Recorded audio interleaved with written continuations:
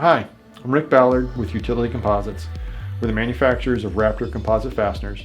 Today, I just want to take a little bit of time to introduce a couple tools that are used specifically for RAPTOR composite fasteners. This is the OMER 17P.32 finish nailer, and this is OMER B17P.763. Both of them are designed and work with RAPTOR 15 gauge finish nails.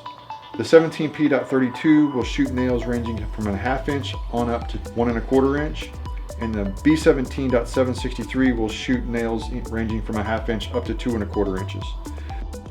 Also, the B17P.763 has a magazine with a capacity of 85 nails, and the 17P.32 has a capacity of 60 nails.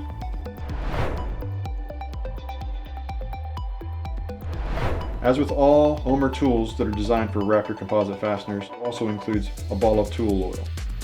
Just put a couple of drops into the air inlet before you connect the hose. When loading the 17P.32, simply open your slider, grab your nails and load them from the top. Close your slider, so you just connect your air hose, set the air pressure to somewhere between 70 and 100 psi, and you're ready to start using.